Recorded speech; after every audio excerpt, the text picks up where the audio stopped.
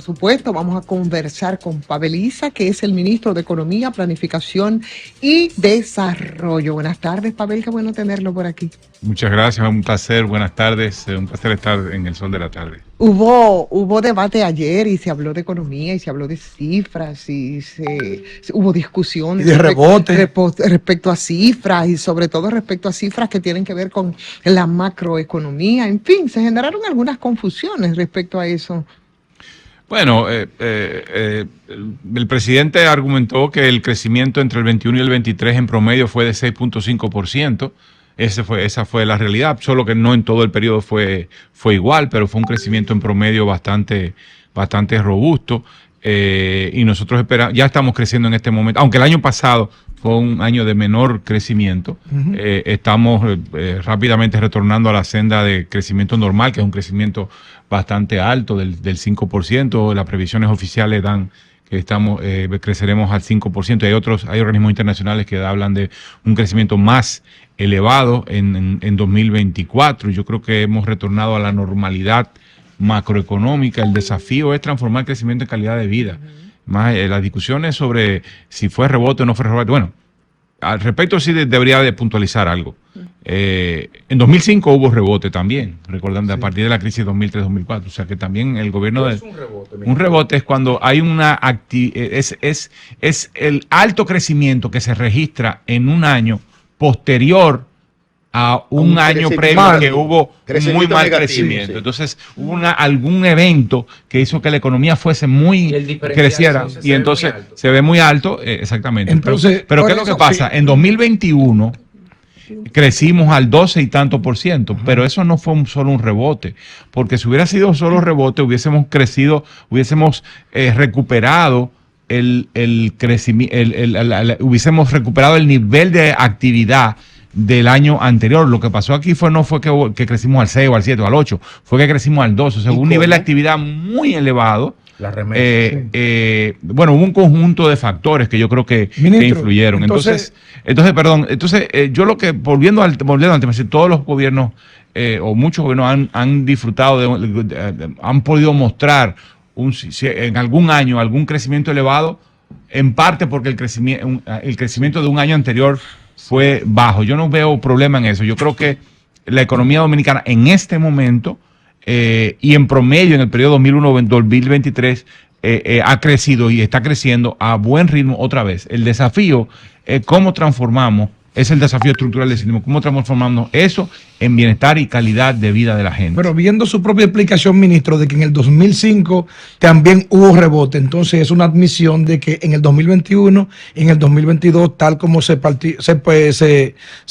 dijo anoche en el debate, lo que en vez de haber un crecimiento tal, lo que hubo fue un rebote. Entonces, No, estoy diciendo que una parte, obviamente, que sí fue rebote, pero estamos hablando, un rebote puro y simple hubiese sido un crecimiento del 7, digamos, que hubiese recuperado el nivel de actividad previo a la pandemia, y en este caso estamos hablando de uno del 7, estamos hablando de uno del 12, o sea, fuimos mucho más lejos de lo que hubiera dado un rebote. Pero bueno, yo creo que lo importante en este momento es que estamos en un periodo de vuelta al periodo de normalidad macroeconómica, de una economía de alto crecimiento y de baja inflación. ¿Y la proyección es? La proyección para el 2024 es que terminaremos creciendo. La proyección oficial es 5%, pero el Fondo Monetario Internacional habla de 5.4% y el Banco Mundial habla de 5.1%. O sea, estamos ya a velocidad crucero.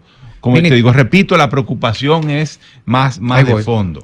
Ministro, tenemos varias décadas creciendo a un ritmo promedio, como usted bien señala. Y se están haciendo en las últimas décadas las mismas cosas en política económica, las mismas cosas, poco más, poco menos, en los grandes ministerios y temas estructurales. En este momento, cualitativa y cuantitativamente, ¿qué se puede decir desde el gobierno que es diferente, que no sea más allá que un crecimiento, la consecuencia de un crecimiento vegetativo o natural de la economía? Yo creo que ahí le estamos prestando atención al tema de la calidad del empleo.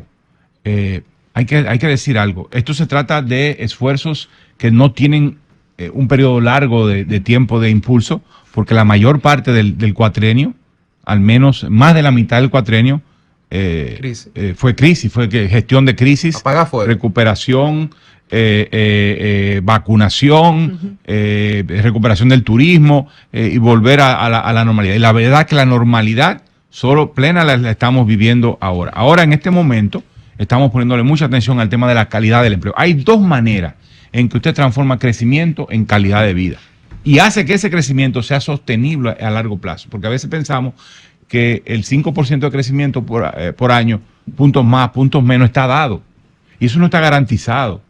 Hay que hacer transformaciones estructurales que permitan que ese crecimiento se sostenga y se expande y lleguemos al 6, al 7%. Entonces nosotros decimos que hay dos formas de transformar crecimiento en calidad de vida. Una es a través de la calidad de más y mejores empleos y otro a través de más y mejores servicios públicos. ¿Qué estamos haciendo en ese sentido? En el caso de más y mejores empleos, estamos impulsando, por una parte, la reestructuración del aparato productivo, transformación del aparato productivo en varias direcciones. El tema del aparato industrial, por un lado, todo el tema de atraer inversiones de mayor contenido tecnológico y preparar la fuerza de trabajo para que ocupen los puestos de esas industrias de más alto contenido tecnológico en el caso de Zona Franca. Estamos hablando de, como mencionó el presidente ayer, el Infotep se ha expandido de una manera muy notable. Se ha multiplicado el número de centros del Indotel por 6, por 7, porque estamos hablando de 40 y tantos. Se ha multiplicado el número de instalaciones del ITLA y se ha multiplicado el número de instalaciones de la Universidad Autónoma de Santo Domingo. Por supuesto, no es solo instalar, es crear los programas, es crear la currícula. Sí, pero eso sale de la UAS directamente. Ese contenido sale de la universidad. Sí, pero claro, lo que quiero decir es que como nación tenemos el desafío, no solo el gobierno puede apoyar a la UAS en crear estos centros, pero hay que impulsar la transformación en la calidad de los currículos. Es una iniciativa del presidente Fernández desde que asumió la presidencia en su segundo periodo y expandió. Y yo lo he reconocido. Y de los dominicos cuando fundaron la universidad. No, de los dominicos no, del presidente Fernández, que fue que hizo la expansión. Bueno, me están preguntando. Espérate. No, me están preguntando qué estamos haciendo. Un proceso constante. Constante no, hay gobiernos que, perdónenme, Pavel, hay gobiernos que pasan y dejan caer las obras. Pues tú la respondes a él mete la postura. No le hagas caso, sigue en tu Continuidad de Estado. Mire, esa anarquista, tú no lo ves. Don Pavel, obviamente que en un debate en estos tiempos el tema de la migración haitiana desproporcionada fue tema de debate ayer. A propósito del documento que emitió el Departamento de Estado, que yo creo, espero ya su opinión, que es agresivo, improcedente y abusivo contra Abinader y contra el país. Dice el presidente Leonel Fernández anoche que resulta indignante el informe del Departamento de Estado de Estados Unidos de que aceptemos refugiados o indocumentados y eso no lo aceptamos jamás. Usted que dijo al país, yo me quedé sorprendido que usted le dijo que nosotros éramos un país racista, xenófobo y que por eso era que tratábamos el tema de la migración haitiana, que era por negro y porque somos racistas. ¿Qué usted cree del informe del Departamento de Estado? Yo te voy a dar una respuesta más genérica. Yo creo que ya el gobierno dominicano dio una respuesta preliminar y dará una respuesta más acabada, con más detalle más adelante. Yo creo que todos los países del mundo tienen un enorme desafío en estos tiempos en materia de gestión migratoria. Tenemos que fortalecer la capacidad de gestionar flujos migratorios extraordinarios. Centroamérica y México, por ejemplo, tienen también un enorme desafío. La República Dominicana lo tiene. Y tenemos que buscar la manera de fortalecer la capacidad de regular los flujos, de tratar a los migrantes que están y de tratar a los migrantes que están ya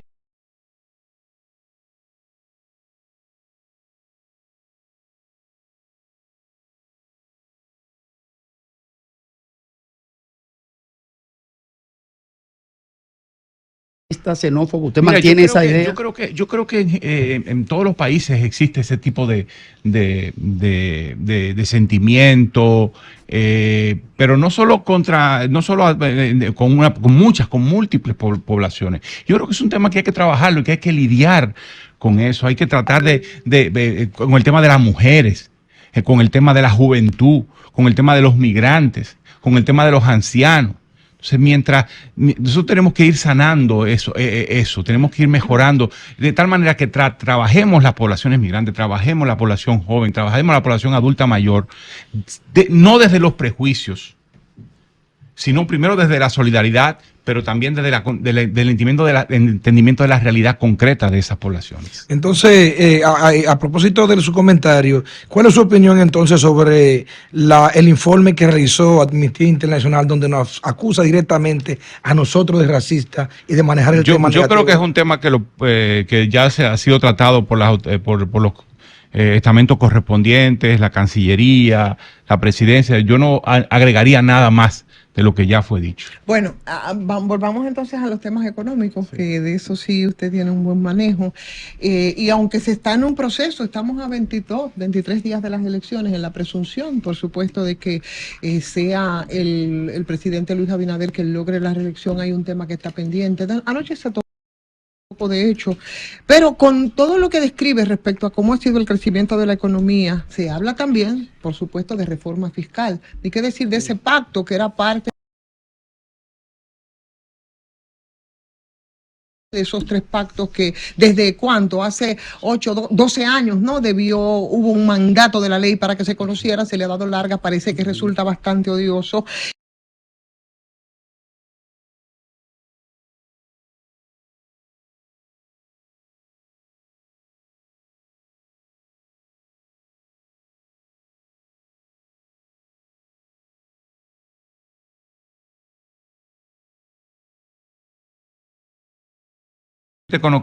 Conectar con la pregunta que me había hecho Federico hace un momento, y es que ¿qué estamos haciendo? Y yo decía que para mejorar, para traducir crecimiento en calidad de vida, hay que crear más y mejores empleos. Tenemos un 50% de la población, un poco más, trabajando en condiciones de informalidad, y eso es histórico. Y mucho desempleo es precario. Tenemos que cambiar el tejido productivo y fortalecer las capacidades humanas para que hayan empresas de más calidad, con personal contratado de más calidad, más productivo y con más recursos. La otra parte es con más y mejores servicios públicos. O sea, esa es una forma importante de mejorar la calidad de vida de la gente en salud, en educación, en seguridad pública, protección del medio ambiente, justicia, pero la base seguridad positiva. Pública. Entonces, ya voy a eso. Sí. Pero para lograr eso, no es solo con eso, pero sí es una condición necesaria tener más recursos. Porque la presión tributaria en la República Dominicana, es decir, el monto de recursos que recauda el Estado para poder, es insuficiente. Y eso no es un tema nuevo, sino que es un tema viejo. Tenemos 10, 12 años con una presión tributaria insuficiente, o más tiempo que eso, una presión tributaria insuficiente, para poder financiar adecuadamente los bienes, los servicios públicos indispensables para que la gente pueda ejercer sus derechos. Entonces, necesitamos elevar esa cantidad de recursos. Alguien pudiera decir, un momento, pero ¿por qué no hay mejor eficiencia recaudatoria? La respuesta a eso, la eficiencia recaudatoria es una agenda permanente. No importa si la presión tributaria es alta, si es baja, es una obligación del Estado dominicano, de cualquier Estado, hacer una recaudación tributaria efectiva y que cumpla con las leyes. Entonces, se necesita una reforma fiscal en el sentido de una transformación del gasto y del ingreso, las dos cosas. ¿Y cómo transformamos el gasto? Poniendo el dinero donde lo dice la planificación. Y en eso hemos avanzado bastante, Federico. Es decir, hasta el gobierno pasado, el divorcio entre planificación y presupuesto era pasmoso. Es decir, planificación iba por un lado, el MEPI, el Ministerio de Economía, y Hacienda y la Dirección de Presupuesto iban por el otro. Y ni se hablaban. Ahora está cambiando radicalmente eso. Y Ministerio de Economía, Planificación y Desarrollo y Dirección General de Presupuesto conversan continuamente buscando que los planes sean financiados adecuadamente. Entonces, le estamos dando calidad al gasto público cuando ponemos el dinero donde se necesita. Eso es un tema. Ahora bien, el otro tema es el tema de los recursos tributarios, la reforma tributaria. La reforma tributaria es parte de una reforma más amplia que la reforma de la fiscalidad en conjunto. Aguántelo el ingreso y el gasto. Sí, Aguántelo ahí, ministro, para que lo complete a la vuelta. Sí, estamos conversando con el ministro de Planificación, Desarrollo, Pavel Issa, y por supuesto habrá mucho que decirse sobre reforma fiscal y lo que estaba explicando. Vamos a hacer una pausa y regresamos de nuevo en esta conversación con Pavel Issa. El sol de la tarde, el sol de la tarde. Estamos de regreso y ya alcanzamos las 4:14 en este sol de la tarde, que es el sol del país, y conversamos con Pavel Issa, ministro de Planificación, Economía y Desarrollo, lo dije derecho. Y hablábamos también de reforma fiscal, eso que a mucha gente le resulta urticante, porque hablan, bueno, solamente con la reforma fiscal, ¿se habla de qué? Para incrementar impuestos, nunca para reducir los gastos corrientes de los gobiernos, y eso preocupa mucho. Se penaliza, por ejemplo, el consumo de los que reciben menos salario, se agigantan los subsidios a los empresarios, entre comillas, que viven en muchos casos del Estado, qué sé yo. Todas esas reflexiones giran en torno a un tema muy urticante que se ha ido postergando en el tiempo, y lo dejábamos con el tema de la reforma fiscal. Pavel. Ahora, sí, cuando dije antes de la pausa que el Estado definitivamente, yo creo que hay un consenso en ese sentido, está establecido en la Ley de Estrategia Nacional de Desarrollo, el compromiso de elevar la presión tributaria, es decir, la cantidad de recursos que el gobierno recolecta por impuestos como proporción del tamaño de la economía. Eso es lo que se llama presión tributaria. En este momento la presión tributaria oscila entre 14 y 15% del tamaño de la economía, del Producto Interno Bruto. Esa cantidad es insuficiente y es una de las presiones tributarias más bajas la media regional de América Latina. La media regional creo que está en 21 y 21, nosotros estamos andando por el 15. Si no podemos enfrentar el desafío del desarrollo, de proveer servicios de salud de calidad, de seguridad pública, de protección del medio ambiente, seguridad pública, justicia, con una presión tributaria tan baja. Entonces necesitamos elevar esa presión, porque además, como los ingresos son bajos, los gastos superan los ingresos, se genera un déficit público que es financiado y se financian, perdón, y se financian con deuda. Fíjate que el déficit público ha estado bastante bajo control en estos primeros 3 meses, pero los déficits tradicionalmente se financian con deuda pública. El problema es que hay que pagar intereses sobre esa deuda pública. Y como hay que pagar intereses, entonces ese dinero sale de los impuestos. Y el techo de la deuda no está muy alto y por todos los préstamos adquiridos. Tenemos un tamaño de la deuda como proporción del PIB que se ha reducido desde 2020 hasta este momento y se ha mantenido relativamente estable. No ha habido un crecimiento desmesurado, pero el tema es que sí es un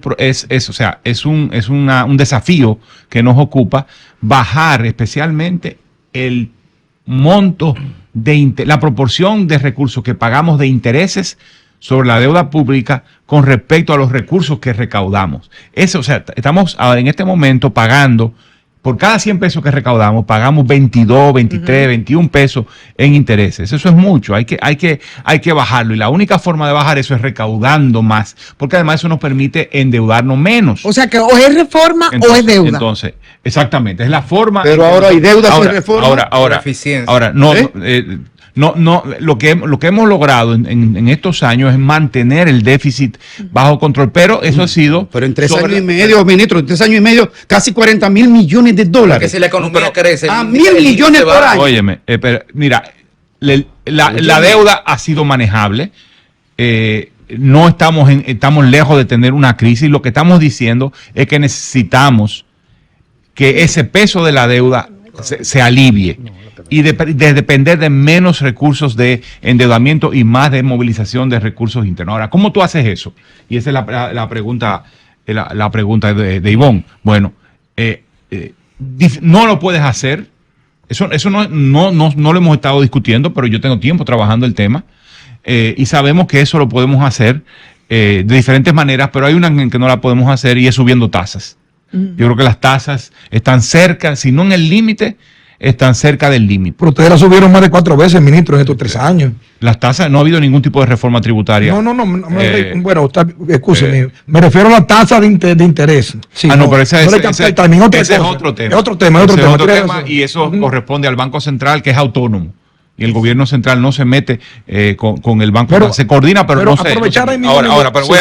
Ahora, ¿cómo lo hacemos? Bueno, tenemos que hacer una reingeniería de los impuestos de tal manera que podamos recaudar más. ¿Para este año entonces sería?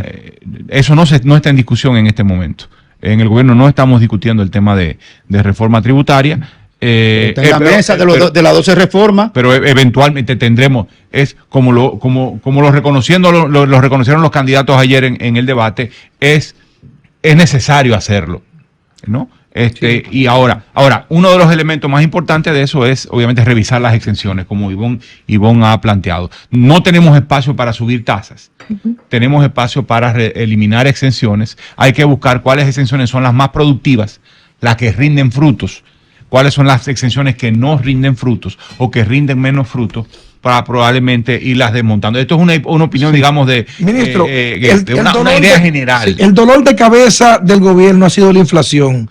El segundo país que ha tenido de Latinoamérica que ha tenido mayor inflación acumulada hasta de un 26% desde 2020 hasta la fecha. ¿Qué ha pasado? Que eso es justamente lo que más afecta a los dominicanos. La inflación ya es cosa del pasado.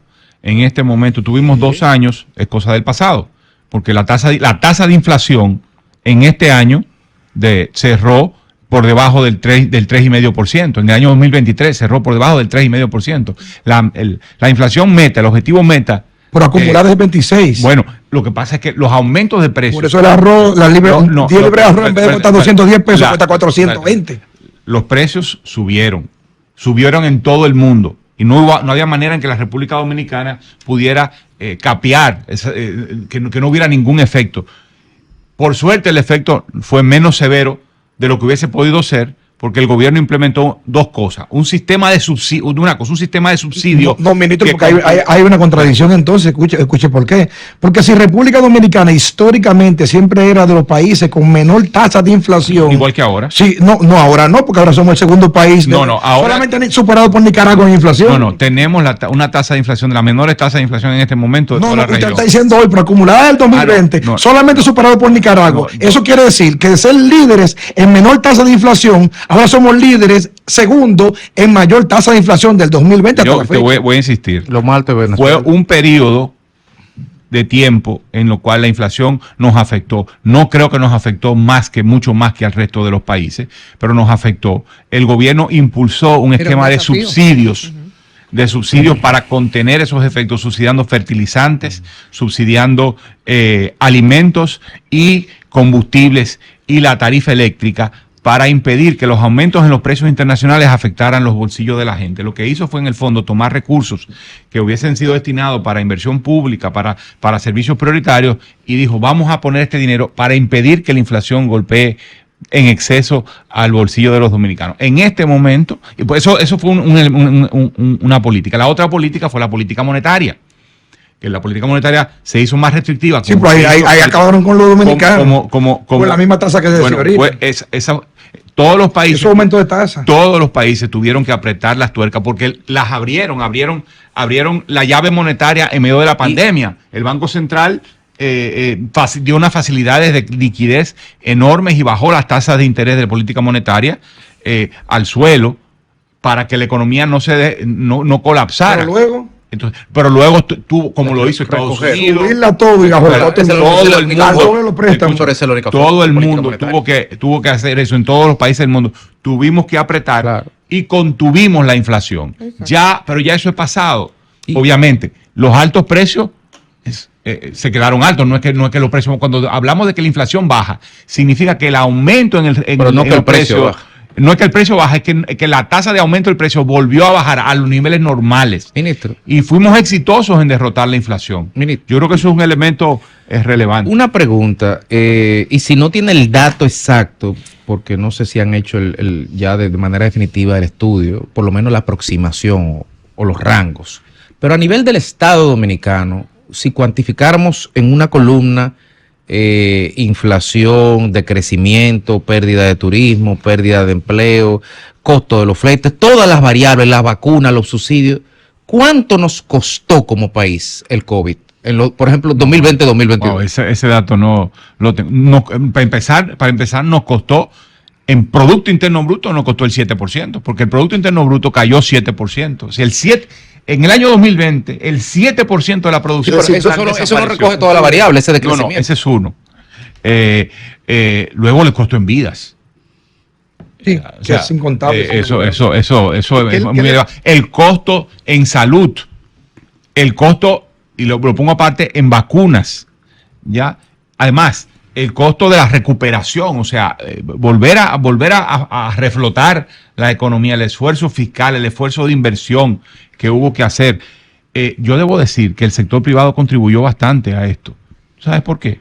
El coeficiente de inversión, no solo de la recuperación, sino del sostenimiento a largo plazo. En este momento, el coeficiente de inversión, que es el monto de recursos en una economía que se invierte en un año de cualquiera, por sector público y sector privado, con respecto al tamaño de la economía, en este momento anda entre 30 y 35%. El año pasado fue 32%.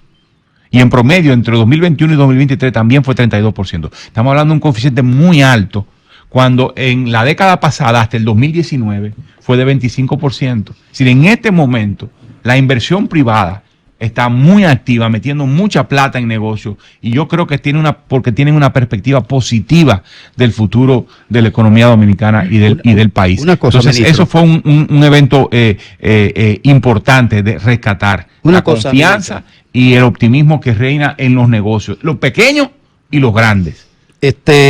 Me extraña una información que tengo un par de días con ellas, y un día exactamente. Quiero saber qué se hace en ese caso en términos económicos, con tanta deficiencia en materia de educación, que antes de ayer, había precisamente reclamos de parte de los maestros y hay evidentes situaciones en toda la infraestructura. ¿Cómo es posible que el Ministerio de Educación no ejecutó el año pasado más de 23.000 millones de pesos? O sea, ¿cómo no ejecuta con tanta falencia, tanta deficiencia? ¿Y a dónde va ese dinero? Tantas obras sin terminar. Mira, yo no tengo esa información, no tengo ese dato, no estoy seguro de su fidelidad, así que no puedo... Bueno, le digo, porque el periódico que estoy retomando es un periódico de altísima eficiencia en materia informativa y números económicos, que es El Dinero. La fuente es del periódico El Dinero. 23.158 millones de presupuesto no fueron ejecutados. Pero ¿qué se hace con ese dinero cuando un ministerio no lo ejecuta? Pasa el siguiente, tú dices en 2023, pasa el siguiente año, pero como recursos de caja. Extra al 4. ¿Extra al 4 o se suma al 4? No. El ministerio que no gastó, ministerio que perdió, y va a la caja común de nuevo. Se jodió. Sí. Pero déjame decirte algo. Yo creo que eso es uno de los desafíos que tiene el Estado y las instituciones dominicanas, todo el sector público. La capacidad de gastar.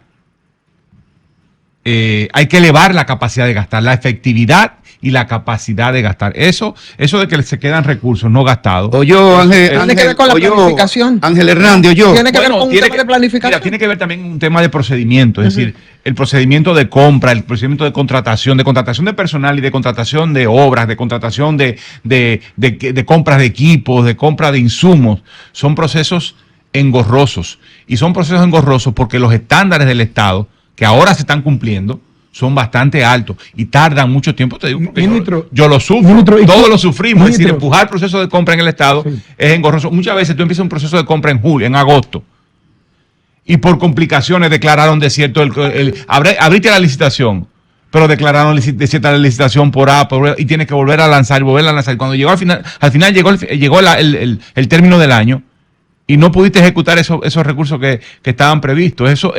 Eso pasa también. O sea, hay contingencias. También pueden haber problemas, como dice Ivonne, de planificación, que eso es una responsabilidad de nosotros, acompañar y empujar para que las instituciones planifiquen mejor. Son cosas que suceden, que hay que fortalecer. Hay que fortalecer la capacidad del Estado de gastar bien y de gastar con oportunidad. ¿Tiene planes el gobierno de quitar ese famoso anticipo que ahorca, yo creo que hay consenso a las pymes? Yo creo que hay consenso en eso, en que hay que abordar el tema y aliviar esa carga. Yo no veo a nadie. Ahí ando Ni yo, del gobierno, ahí ando ni yo del recolectando gobierno. los vouchers de la cuestión del acto fiscal. El único problema es que hay consenso, pero en este caso quien toma la decisión es el gobierno. No, el que toma la decisión es el Congreso también. Sí, bueno, Entonces tendríamos... pero con mayoría, Eso es un decreto, ¿verdad? con mayoría. No, Eso fue por un decreto, ¿verdad? Por un decreto, fue por un decreto. No. Cuando Hipólito Mejía. Es una ley, es la ley, el Código Tributario. Bueno, pasamos un periodo extraordinario. En donde tocar el tema tributario era un problema. El gobierno prefirió no tocar el tema tributario en este periodo extraordinario de pandemia, crisis internacional de los commodities y esfuerzo por la recuperación. Pero es un tema que yo creo que todo el mundo está de acuerdo y no creo que vaya a ser evitable. Quítelo. Lo estamos esperando. A mí me encantaría la reforma fiscal definitivamente, pero para que elimine todas las exenciones fiscales que tienen más de 50 años gravitando, porque eso no es de Yo ayer. creo que hay también bastante consenso en que se amerita una revisión bastante profunda. Si acaso yo creo que dos no o hay, tres renglones, quizás 2 o 3 renglones se escapan de quitarle todas esas exenciones. Son parte de los beneficios. Yo no sé cuál es el sentido de mantenerlas. En todo caso, bueno, algo más que quisiera agregarnos, Pavel, en esta Que conversación. no sean 4 años más para Luis. nuestro ministerio está comprometido con el desarrollo. Nuestro compromiso es darle calidad a la política pública y eso significa hacer que la política pública responda a las demandas, a los intereses, a las necesidades, por una parte de la población, pero por otra parte a las demandas y las necesidades de transformación productiva, de tal manera que el aparato productivo se vaya transformando, modernizando, genere más y mejores empleos de calidad. Nuestro cliente, nosotros no ponemos un blog, nosotros no ponemos una jeringuilla, no damos una clase, pero tratamos de empujamos y acompañamos a las instituciones públicas para que hagan mucho mejor su trabajo. Y ese es nuestro compromiso y yo creo que estamos logrando un conjunto de transformaciones muy importantes desde el punto de vista de cómo funciona el Estado y cómo funciona la planificación, que van a dar resultados, pero no para los próximos 4 años, sino para los próximos 10 o 15 años. Así es. Bueno, pues muchísimas gracias a Pavel Guisa por esta conversación interesante esta tarde sobre diversos temas como ustedes han podido escuchar. Ministro de Economía, Planificación y Desarrollo. Gracias, Pavel, por estar A la orden con nosotros. siempre.